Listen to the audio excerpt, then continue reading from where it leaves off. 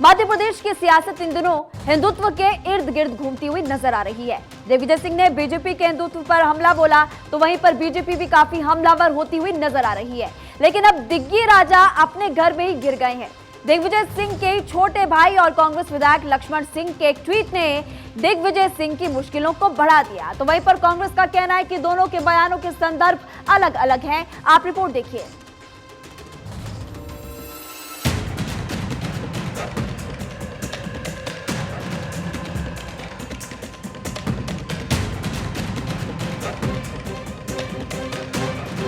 मध्य प्रदेश में विधानसभा चुनाव से पहले हिंदुत्व पर सियासत छिड़ गई है। पूर्व मुख्यमंत्री दिग्विजय सिंह ने बीजेपी के हिंदुत्व को हिंसक क्या कहा, हंगामा मच गया। दिग्विजय सिंह ने क्या कहा था, पहले वो सुन लीजिए। हम हिंदुत्व को धर्म नहीं मानते। सनातन धर्म के आयोजन में क्या नारा लगता है? धर्म की अधर्म का प्राणियों में और विश्व का, ये सनातन धर्म है। हिंदुत्व में ये नहीं है। हिंदुत्व में ये कि जो हमारी बात नहीं माने उसको डंडा मारो, उसका घर तोड़ दो, उससे पैसे खा जाओ। इस पर बीजेपी ने खूब हमला बोला, लेकिन अब तो दिग्विजय के घर में ही महाभारत छिड़ गई है। दिग्विजय सिंह के ही छोटे भाई और चाचौड़ा से कांग्रेस विधायक लक्ष्मण सिंह ने ट्वीट करके लिखा, हिंदुओं को बार बार हिंसक कहा जाता है। अगर ऐसा होता तो भारत 450 वर्षों तक गुलाम नहीं होता। चींटी और मधुमक्खी भी अपनी सुरक्षा के लिए काट लेती हैं, तो क्या वो हिंसक हैं? लक्ष्मण सिंह के इस ट्वीट के बाद बीजेपी को कांग्रेस पर और दिग्विजय सिंह पर निशाना साधने का मौका मिल गया। गृह मंत्री नरोत्तम मिश्रा ने दिग्विजय सिंह को सलाह दी है कि वो वक्त वक्त पर अपने छोटे भाई से मिलते रहा करें। उन्हें आशीर्वाद देने के साथ ही हिंदुत्व को लेकर अपने छोटे भाई से ही मार्गदर्शन लेते रहें। बड़े भाई दिग्विजय सिंह को वो थोड़ा समझाएं इस बात को, जो कभी सनातन की, कभी हिंदू की, कभी हिंदुत्व की बात करते हैं। दिग्विजय सिंह जी थोड़ा बहुत लक्ष्मण सिंह जी के पास ही चले जाया करो, छोटे भाई को आशीर्वाद भी दिया करो, मार्गदर्शन भी ले आया करो उनसे कि किस तरह के ये होता है। उनसे सीखना चाहिए, मैं तो ये मानता हूँ। अगर हिंदू हिंसक होता, 450 साल गुलाम नहीं रहता, ऐसा लक्ष्मण सिंह जी लिख रहे हैं, आप सीखो जरा। आप भगवा को आतंकवाद कहने लगते हो, हिंदू को आतंकवाद की तरफ मोड़ देते हो, HUT पे कभी नहीं बोलते। तो अब कांग्रेस बचाव की मुद्रा में आ गई है। कांग्रेस का कहना है कि दोनों के स्टेटमेंट्स को अलग अलग संदर्भों में देखना चाहिए। देखिए, दिग्विजय सिंह जी ने एक अलग संदर्भ में बात कही है, लक्ष्मण सिंह जी ने अपने अलग संदर्भ में बात कही है।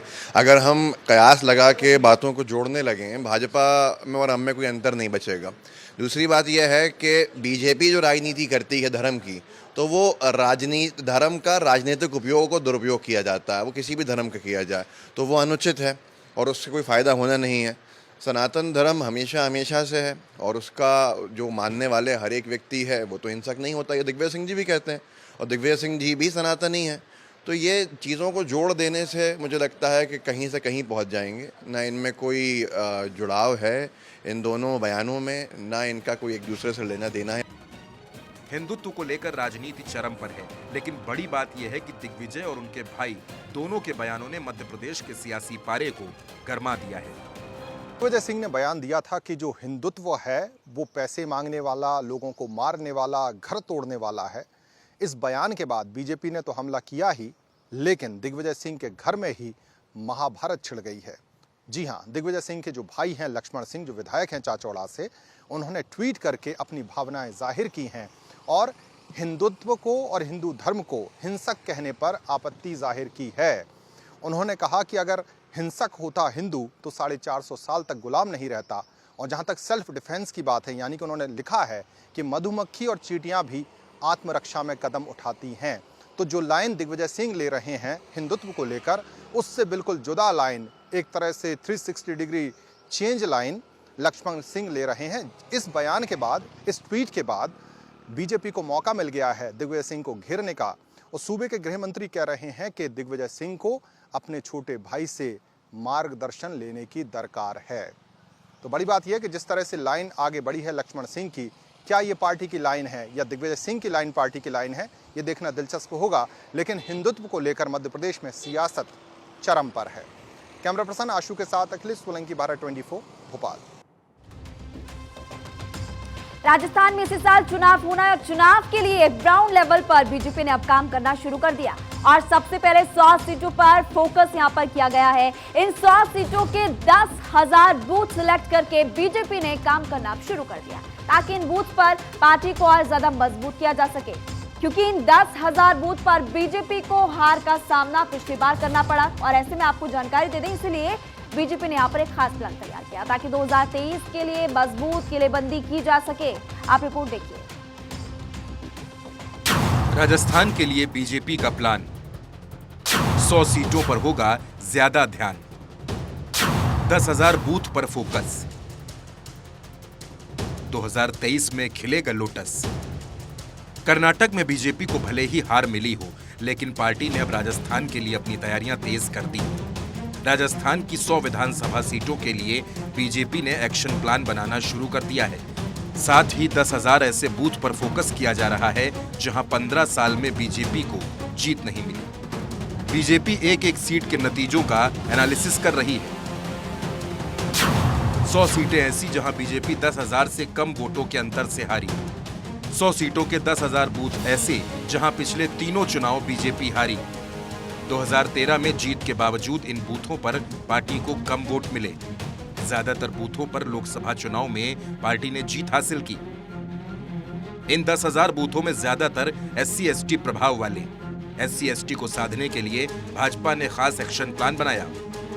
2023 के विधानसभा चुनाव में बीजेपी कोई गलती दोहराना नहीं चाहती। यही वजह है कि मजबूत स्ट्रेटजी पर काम हो रहा है। बीजेपी इस बार SC/ST वर्ग के मतदाताओं को अपने पक्ष में करने पर पूरा जोर लगा रही है। सबसे खास ध्यान इस बात का है कि किस तरह ऐसे वोटर्स को कन्वर्ट किया जाए जो अभी तक कांग्रेस या फिर अन्य दलों से जुड़े हैं। बीजेपी ने जिन 100 कमजोर सीटों पर खास रणनीति बनाई है, उनमें से हर सीट पर 100 बूथ ऐसे सेलेक्ट किए हैं जहां SC/ST वर्ग के मतदाताओं की संख्या 300 से लेकर 800 तक है। यानी 100 सीटों पर 10,000 बूथ टारगेट किए गए हैं। इन 10,000 बूथों पर SC/ST वर्ग से ही एक एक वॉलंटियर लगाकर बीजेपी ने ग्राउंड वर्किंग कराई। बूथ पर कौन कौन इन्फ्लुएंसर हैं, सामाजिक रिश्ते किन किन क्षेत्रों में हैं, उस बूथ में प्रभावी नेता कौन है, विरोधी पार्टी का प्रभावी नेता कौन है, उसका उसी पार्टी में प्रतिद्वंदी कौन है। इसके साथ ही बीजेपी ने 9 पॉइंट बनाए हैं जिन पर पार्टी पदाधिकारी काम कर रहे हैं। कार्यकर्ताओं और बूथ के नेताओं को भी जिम्मेदारी सौंपी गई है। की वोटर्स की तैयार की जा रही लिस्ट, बूथ स्तर पर मंदिरों मठों की लिस्ट बनेगी। स्वयं सहायता समूहों से संवाद, बूथ स्तर के पार्टी कार्यकर्ताओं में कोऑर्डिनेशन, दूसरे दलों के प्रभावी नेताओं की लिस्टिंग, सामाजिक संपर्कों का पता लगाने की कोशिश, नेताओं का बूथ पर सामाजिक प्रवास, बूथ पालक और बूथ प्रभारी की जिम्मेदारी, मोदी की योजनाओं से माहौल बनाने की कोशिश। लोकसभा में स्थानीय मुद्दे इतने अहम नहीं होते, लेकिन विधानसभा चुनाव में सबसे अहम स्थानीय मुद्दे ही होते हैं। बूथों पर जिन वोटर्स को भाजपा अब तक अपनी रणनीति में कन्वर्ट करने में सफल रही है, उनको जब बड़े नेताओं की सभाएं या पार्टी के बड़े आयोजन होते हैं तो वहां ले जाने पर प्राथमिकता दी जा रही है। बीते दिनों भरतपुर में अमित शाह का कार्यक्रम हुआ, वहां भी चयनित बूथों से भीड़ जुटाई गई। ऐसा इसलिए ताकि इन बूथों पर बीजेपी का प्रभाव कायम किया जाए और जिन लोगों को कार्यक्रम में ले जाया जाए वो वापस आकर बीजेपी की माउथ पब्लिसिटी करें। अलवर की 11 सीटें, भरतपुर की 7, धौलपुर की 4, करौली की 4, दौसा की 5, सवाई माधोपुर की 4, झुंझुनू की 7, सीकर की 8, चुरू की 6, गंगानगर की 3, हनुमानगढ़ की 2, बीकानेर की 4, नागौर की 10, जोधपुर की 10, बाड़मेर की 7, डूंगरपुर की 4 और बांसवाड़ा की 5 सीटें शामिल। सीट वार बात करें तो भाजपा उन 76 सीटों पर इस बार ज्यादा काम कर रही है जहां वो पिछले 3 में से 2 चुनाव हारी। इसके साथ ही 37 में से उन 24 सीटों पर बीजेपी SC/ST बूथों पर काम कर रही है जो पिछले 3 में से 1 बार हारी। कुल मिलाकर बीजेपी 2023 के चुनाव में ऐसी किलेबंदी करना चाहती है जिसे कांग्रेस भेद न सके और 2023 में राजस्थान में बीजेपी प्रचंड बहुमत की सरकार बना सके, क्योंकि 2024 से पहले राजस्थान के नतीजे बेहद अहम होंगे। बीजेपी किसी भी कीमत पर राजस्थान को जीतना चाहती है। Bureau report, Bharat 24। मोदी सरकार इसी महीने अपने 9 साल का कार्यकाल पूरा कर रही है। इसे देखते हुए बीजेपी पूरे देश में फिलहाल जश्न मनाएगी। कार्यकर्ताओं और पदाधिकारियों को फिलहाल यहाँ पर निर्देश दिया गया कि अगले 1 महीने तक महासंपर्क यहाँ पर किया जाएगा और खुद प्रधानमंत्री नरेंद्र मोदी रैली भी करेंगे। साथ ही केंद्र सरकार की योजनाओं के लाभार्थियों से भी सीधा संवाद होने वाला है। आप रिपोर्ट देखिए।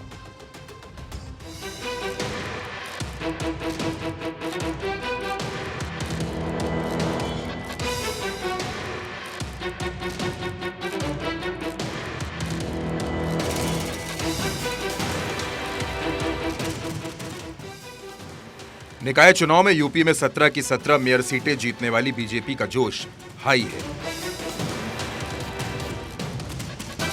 और अब इसी महीने मोदी सरकार अपने 9 साल पूरे करने जा रही है, जिसे लेकर यूपी में बड़े जश्न की तैयारी है।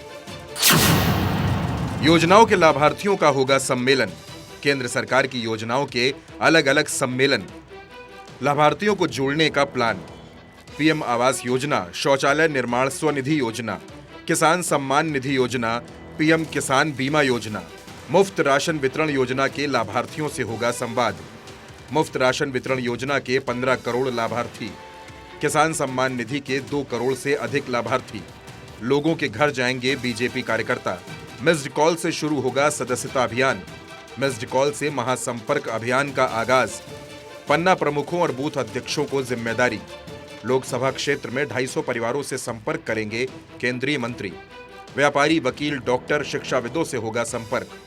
2024 के संकल्प पत्र के लिए मांगेंगे सुझाव। विशिष्ट परिवारों संग होगी बीजेपी की चाय पर चर्चा। लोकसभा चुनाव के लिए बीजेपी का बड़ा अभियान। सांसदों और विधायकों को जिम्मेदारी। 30 जून तक चलेगा महासंपर्क अभियान। यूपी से ही लोकसभा चुनाव तैयारियों की शुरुआत। 1 महीने के भीतर 80 सभाएं और सम्मेलन। पीएम नरेंद्र मोदी की होंगी 3 से 4 सभा। अमित शाह, राजनाथ सिंह, जेपी नड्डा करेंगे सभा। स्मृति ईरानी भी यूपी में करेंगी जनसभाएं।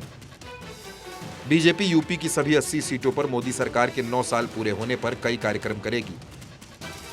पार्टी के सभी पदाधिकारियों और कार्यकर्ताओं की जिम्मेदारी तय होगी, ताकि मोदी सरकार की योजनाओं का प्रचार प्रसार हो और लाभार्थियों से सीधा संपर्क हो। साथ ही बूथ स्तर पर पार्टी मजबूत हो सके और 2024 के महासमर की तैयारियों का आगाज हो सके। Bureau report, Bharat 24।